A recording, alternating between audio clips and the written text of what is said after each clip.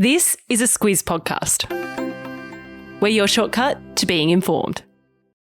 Squiz Kids! It's your daily news fix. Fun, free, fresh.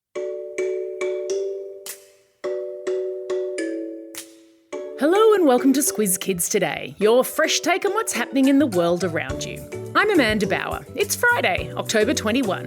In Squiz Kids Today, the mother of all storms, Liz Truss's terrible, horrible day, TikTok to ban kids' live streams, and the world's biggest bony fish.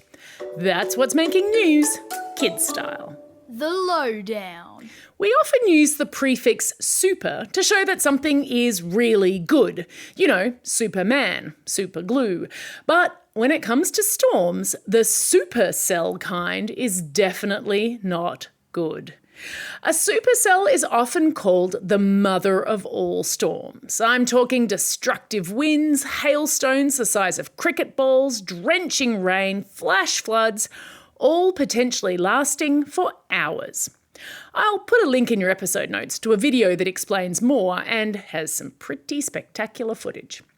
So, why am I talking about supercells? Well, they're the least common of all storms, but unfortunately, the Bureau of Meteorology has said that conditions in Queensland and northern New South Wales over the next few days could produce them. Which seems particularly unfair, given all the diabolical weather they've already had. Speaking of rain, experts also announced yesterday that because mosquitoes like to breed in water, and we are definitely getting a ton of that falling from the sky, we're likely to have an extra mosquito-y summer.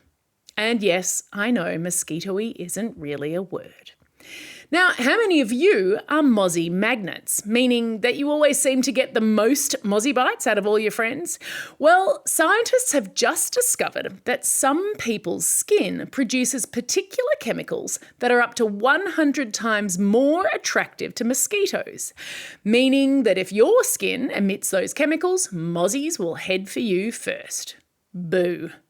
In good news, though, the discovery means that scientists may be able to create a mosquito repellent that targets those chemicals. Now, wouldn't that be nice?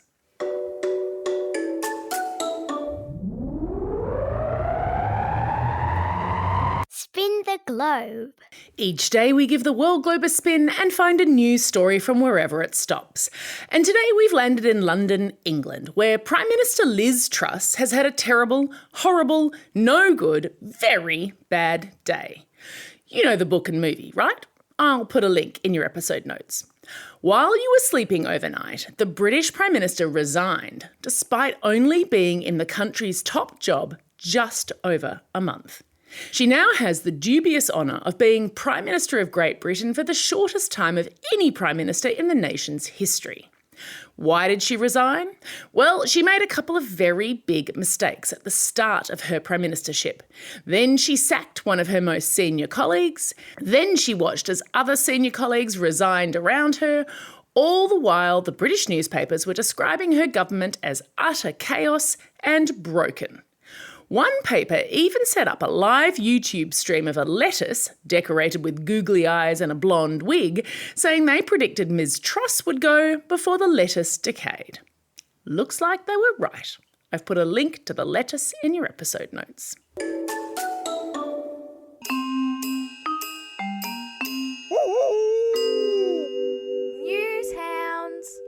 Yes, I know, it's not Wednesday, but we're letting Squizzy the News Hound make a special appearance today because he's got two big pieces of media literacy news. The first is that TikTok, the world's fastest growing social media app, has announced that starting next month, children will no longer be allowed to live stream on its video sharing platform. That's because an investigation by the BBC News organisation found that children in refugee camps were live streaming on TikTok and begging for money, even though the platform's rules say that you aren't allowed to ask for gifts. Believe it or not, some of those accounts were getting donations of up to $1,500 an hour, although TikTok got to keep a fair bit of that. In case you didn't know, if you buy something in the TikTok app or donate money through it, the company gets to keep some. In the last 5 years, according to a company that analyses these things, TikTok has made more than $10 billion that way. Once again, it is important to know what happens behind the scenes in social media. Thanks, Squizzy. Now, I said that Squizzy had a second piece of news, and this one is all about him. Starting today, primary school kids all over the world will be able to learn how to sniff out misinformation and disinformation with Squizzy's very own Newshounds curriculum. It's fun, it's free, and it's been a huge hit with the schools who piloted it with us last term. 100% of teachers said that their students were able to think more critically after learning with Squizzy. 100% of teachers said that they felt more confident teaching media literacy concepts. And 100% of teachers said that it was worth spending 8 sessions of classroom time to help students learn to critically consume media and then to produce a podcast of their own. So teachers, click on the link in your episode notes, create a free account, and you'll find everything you need to get started on your media literacy adventure today. Squizzy can't wait for you to join him.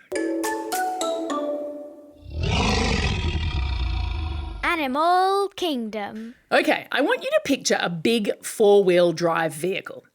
Now, imagine coming across a fish that weighs even more. A giant sunfish, believed to be the world's heaviest bony fish, has been discovered off the coast of Portugal, weighing a whopping 2,744 kilograms. In case you didn't know, a 4-wheel drive weighs on average about 2,000 kilos.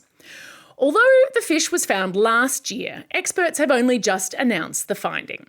Giant sunfish were only recognised as their own species in 2018, and they can weigh up to twice as much as the next heaviest species, called the ocean sunfish. That is a lot of fish. Time for the quiz. This is a part of the podcast where you get to test how well you've been listening. Question number 1. What's the name of the rarest kind of storm that's threatening Queensland and New South Wales right now? That's right, it's a supercell storm. Question number 2. Which social media app is going to ban kids from live streaming? That's right, TikTok. And question number 3. About how much does a 4-wheel drive weigh? That's right, it's 2,000 kilos, 744 kilos less than the giant sunfish discovered off Portugal.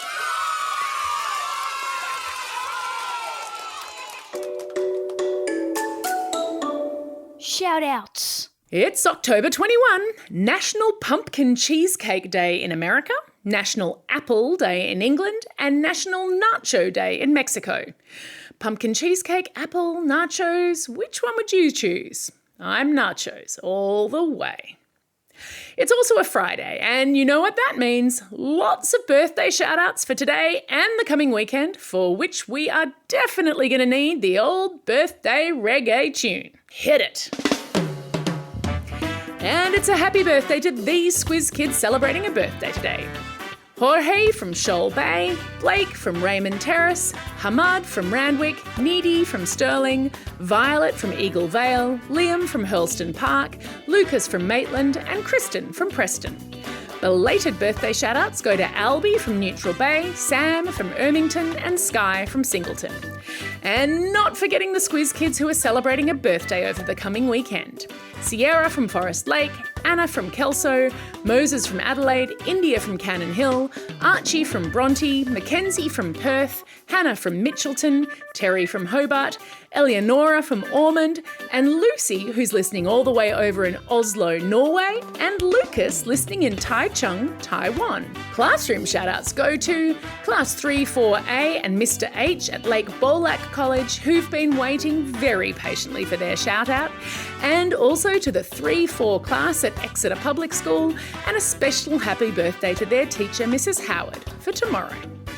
Don't forget, if you've got a birthday coming up and you want a shout out, or if you want a classroom shout out, drop us a line at squizkids@thesquiz.com.au. That's all we have time for. Thanks for listening to Squiz Kids today. We will be back again on Monday. In the meantime, get out there and have a most excellent day. Over and out.